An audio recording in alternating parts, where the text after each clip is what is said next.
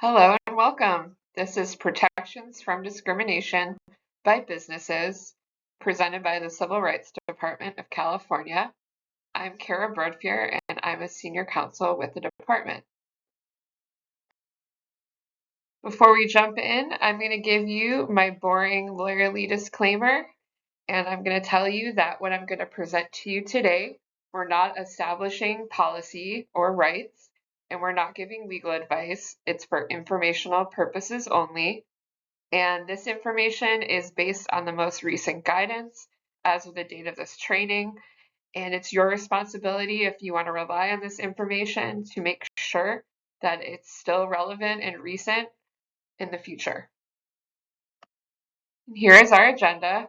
First, I'm going to give you a brief overview of the Civil Rights Department and what we do. Then I'm going to give you information on state laws that protect people from discrimination in California. Then I'm going to focus most of my time on the Unruh Civil Rights Act in practice and protections when folks are interfacing with businesses. And I'm also going to give you some resources. Just a bit of information about the Civil Rights Department. We have a large job because we enforce laws to protect people in California from discrimination in housing, employment, businesses, and also from hate violence and human trafficking. Here's how we enforce civil rights laws. We are known for investigating complaints and taking complaints of discrimination and other civil rights violations. So if you think you've been subject to unlawful discrimination, you can file a complaint with us. When we get those complaints and they involve violations of the laws that we enforce, we often will get the parties together to try and come to an agreement or a resolution. We sometimes go to court to prosecute violations of civil rights law. We also have a civil rights council, and they're a group of experts, and they write regulations to clarify the rights and responsibilities that everyone has under the laws that we enforce. We also enforce what's called the Equal Pay Act, which requires everyone to be paid equally, regardless of race or gender. And we collect data on the pay and demographics of large employers' workforces to see if folks are being paid equally. We also do a lot of outreach and education, which is what I'm doing right now. And we work with communities and local and state public bodies to constructively manage and resolve discrimination-based conflict. If someone needs to access CRD services in a language other than English, this is some information on how they can request a translation to get access to our services. If a person with a disability needs an accommodation in order to access CRD services, including filing a complaint, they can use this information to make a request. And here are the anti-discrimination laws enforced by CRD. First, we have the Unruh Civil Rights Act. Some people say Unruh. I've recently heard it's Unruh, so I'm going to use Unruh for this presentation. And the Unruh Civil Rights Act protects people from discrimination by businesses. We also enforce the Fair Employment and Housing Act, and this is a California law that protects people from discrimination in housing and employment, and it also protects people from harassment based on protected characteristics. And there are also additional protections that flow from the Fair Employment and Housing Act, including protections for people who are looking for employment or housing that have criminal histories. We also have the Disabled Persons Act. It's a California law that gives people with disabilities or specific medical conditions the same right to the full and free use of public places. We also enforce what's called Government Code 11135. It doesn't have a snappy name, so we call it 11135. And it protects people from discrimination by entities that receive funding from the state, usually local governments like cities or counties. So if they take money from the state, they can't violate the state's anti-discrimination law. And also the Equal Pay Act, I talked a bit about this when I talked about what CRD does, but this is a law that says that employers can't pay employees less than employees of the opposite sex or another race or ethnicity for substantially similar work. So let's talk briefly about what protected characteristics are, because many of the laws that I just talked about protect people from discrimination if they have specific protected characteristics.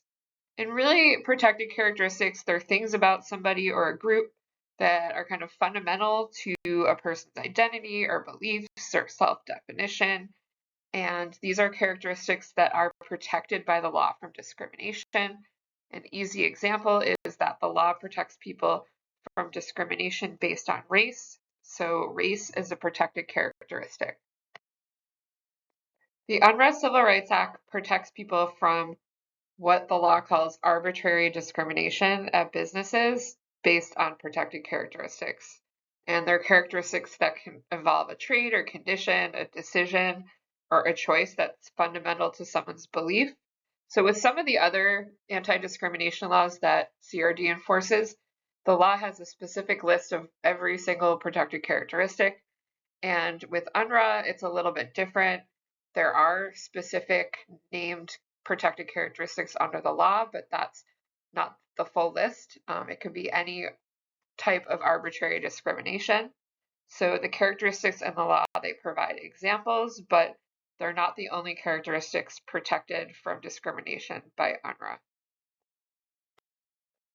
Here's a list of the protected characteristics that are specifically named in the Unruh Civil Rights Act. They include sex, and this includes gender, gender identity, gender expression, pregnancy, childbirth, medical conditions related to pregnancy or childbirth.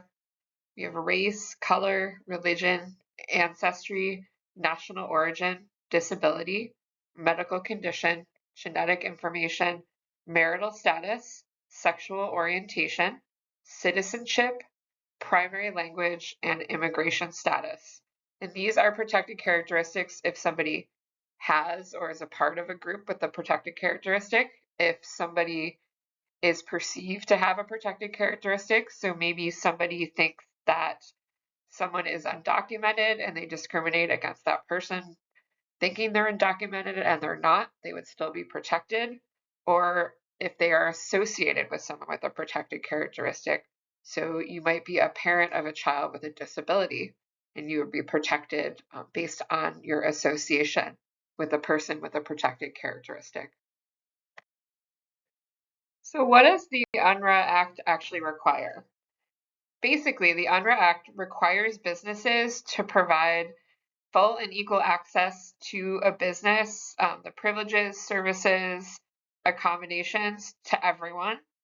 This means businesses have to make sure that everyone has an equal opportunity to use and access a business's services, and businesses can't, because of someone's protected characteristic, refuse to serve somebody or treat somebody worse by providing worse services or inferior services or charging a higher price.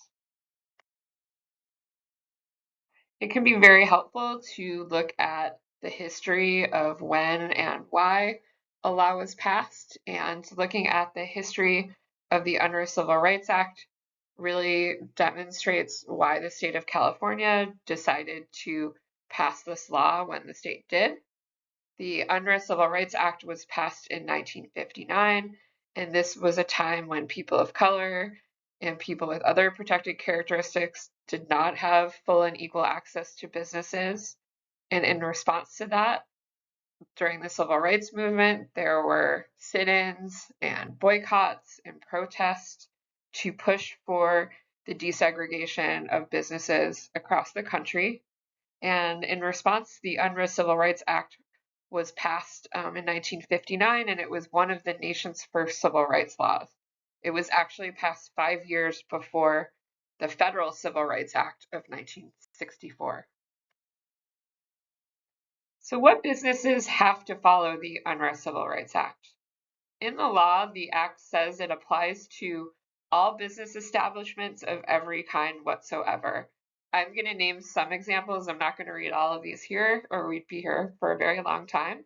But some examples are stores or restaurants, bars and nightclubs, hotels and motels, hospitals and doctors' offices, rental housing, convention centers, transportation depots and private transportation services, banks, lenders, and financing agencies, and fitness clubs or gyms. But again, this is not a full list. It applies to all business establishments of every kind whatsoever. There are some exceptions, which I'm going to get into further along in this presentation. Does the Unruh Act apply to housing? Yes. Yes, it does. The Unruh Act covers all businesses in California, including most housing providers. This includes rentals, such as apartments, homes, short-term rentals, such as vacation homes, and hotels. There are some really limited exceptions for specific types of housing that serve specific groups of people, mainly seniors and transition-age foster youth. Unruh also applies to businesses that are involved with selling homes, such as real estate companies or mortgage lenders. And here are some examples of violations of the Unruh Act. One, an apartment manager refusing to rent to someone because they have a disability, a restaurant refusing to serve a family because the parents are a same-sex couple, a store prohibiting a person who is blind from entering with their service animal, a doctor refusing to treat a patient because she is transgender, or a dry cleaner charging more to clean a woman's blouse than a man's shirt when the two items are similar in detail. Here's another example. An appellate court in California recently held that the Unruh Act protects the rights of same-sex couples from discrimination based on their sexual orientation. This case was filed by CRD on behalf of a lesbian couple who tried to buy a wedding cake from Kathy's Creations in Bakersfield, and they were refused service because they were a same-sex couple. And the court held that the Unruh Act protects their right to be served by businesses in California based on their sexual orientation. There are some businesses that are accepted from being covered by the Unruh Civil Rights Act. Unfortunately, the law is not incredibly clear, so I'm going to go over some factors that the courts have used to decide whether an organization is a business and should be covered under the Unruh Act. So some factors that favor coverage under Unruh and would push things to say that the Unruh Act would apply are one, if an organization is open to the general public, but maybe they're excluding a particular group.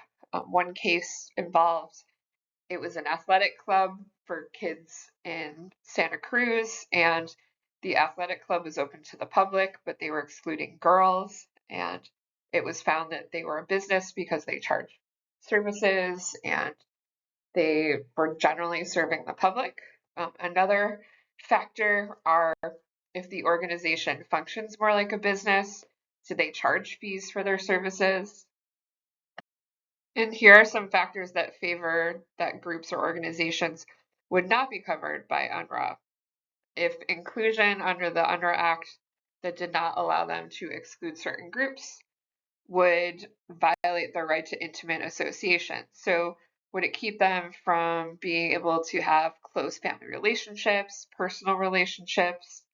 Would it violate their right to what's called expressive association?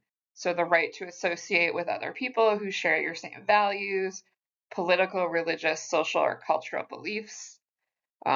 If the group is selective based on those shared opinions or values, if the primary purpose is not business, but to be social, if non-members have really no access or little access to the organization slash group's facilities, and if members have a lot of control over how the group runs.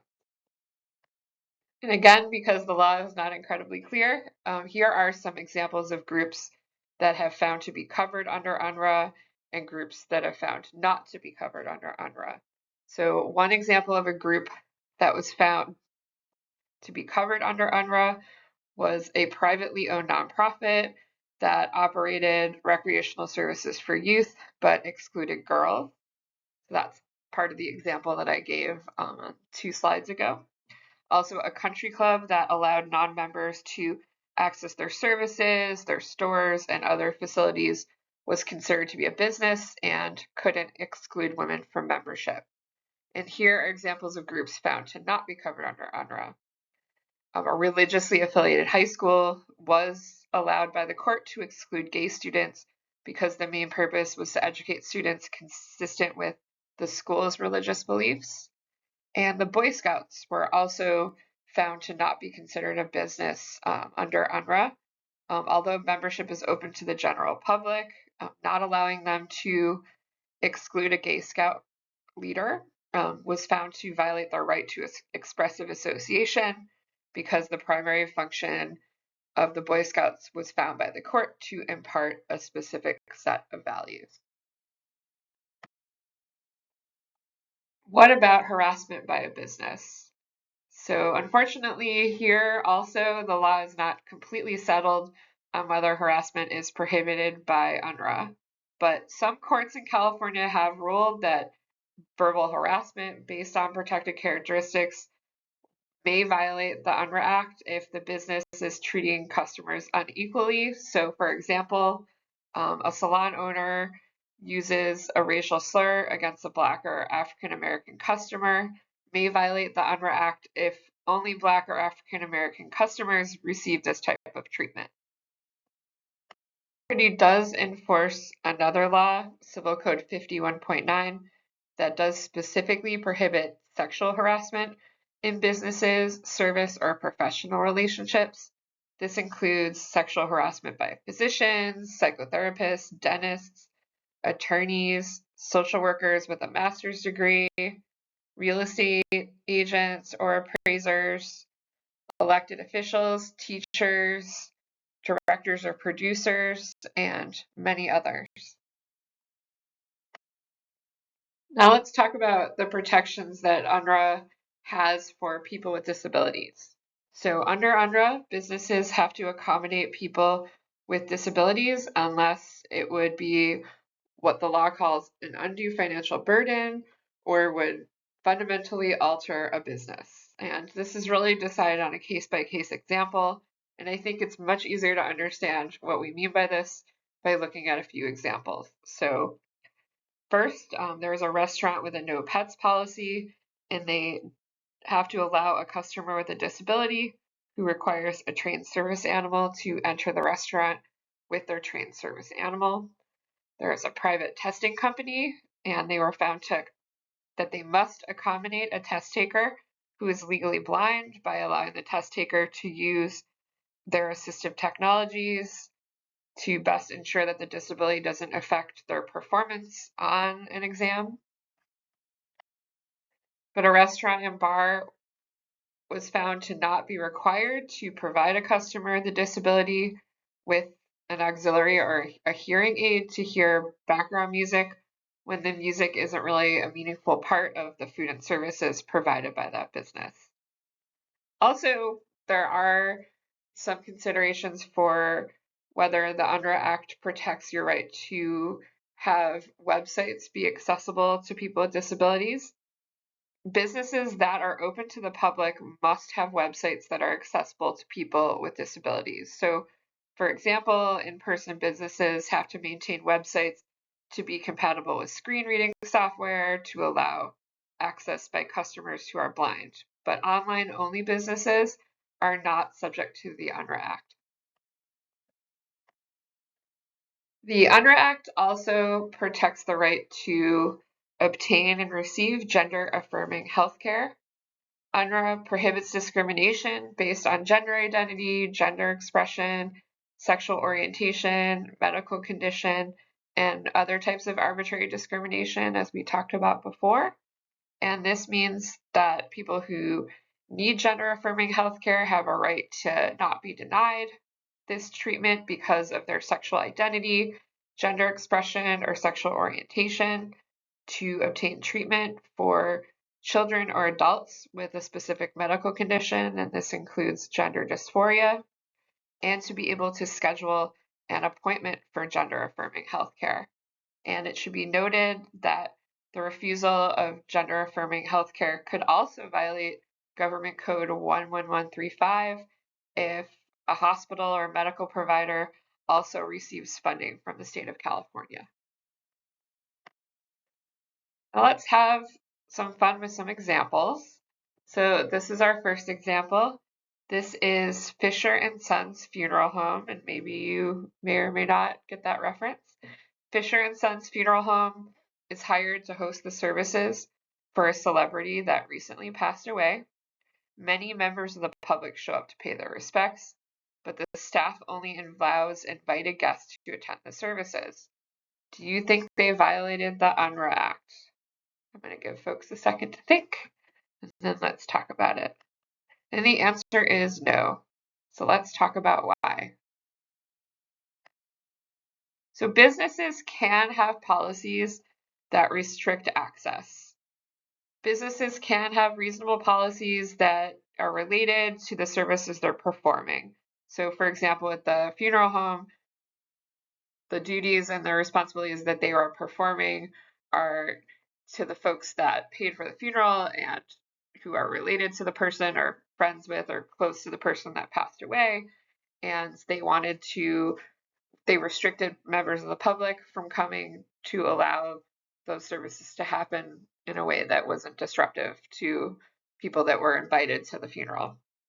Another example is that a rental car agency can refuse to rent vehicles or require the payment of more surcharges if a person's under the age of 25. A bank can require U.S. citizens to provide a social security number to open a credit card account, but they must allow people from other countries to provide a different form of identification. And a sports bar was found to be able to refuse entry to anyone wearing colors or a motorcycle club membership in order to reduce potential fights between rival motorcycle gangs. Can businesses exclude certain customers? It depends. A business can exclude specific people as long as there's a legitimate and non-discriminatory reason that they're doing that. For example, the courts have found that banning someone who cashed bad checks or stole his money to that business didn't violate UNRRA.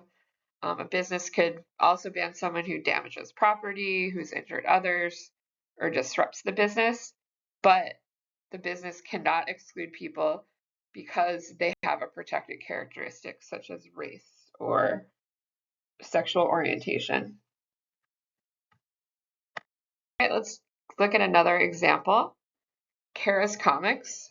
Kara's Comics puts on an event to highlight the work of female identified comic book creators. The event includes a session discussing how female identified people can get involved with making comics.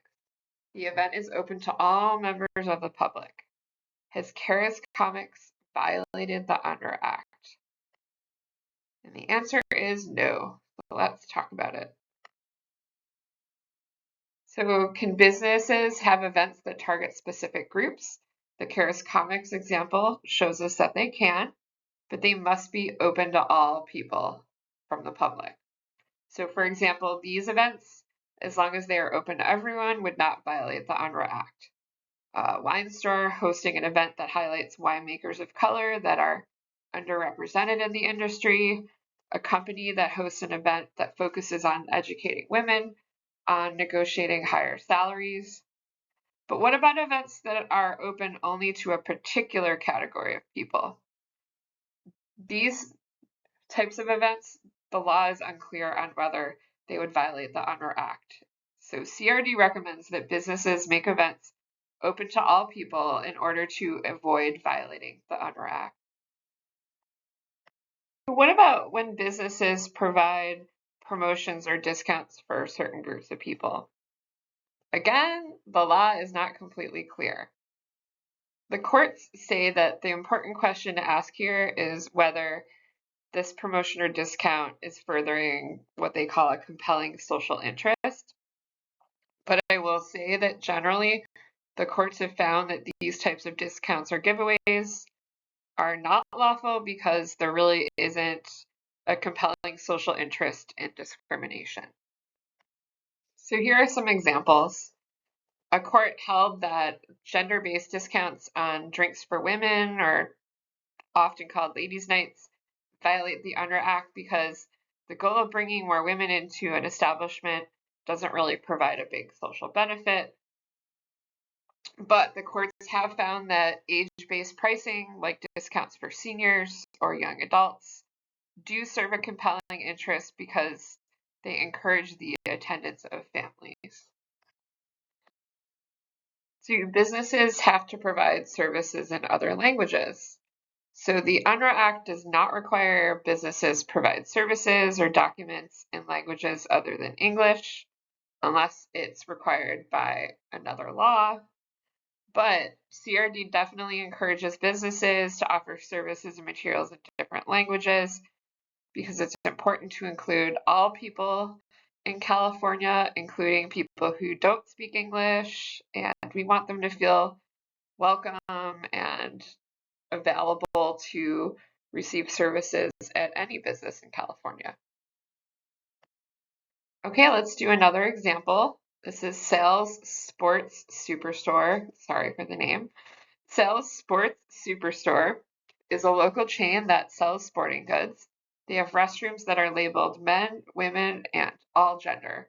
Sales has a policy that people who identify as transgender or gender nonconforming must use the all gender restroom. Is Sales violating the Unruh Act?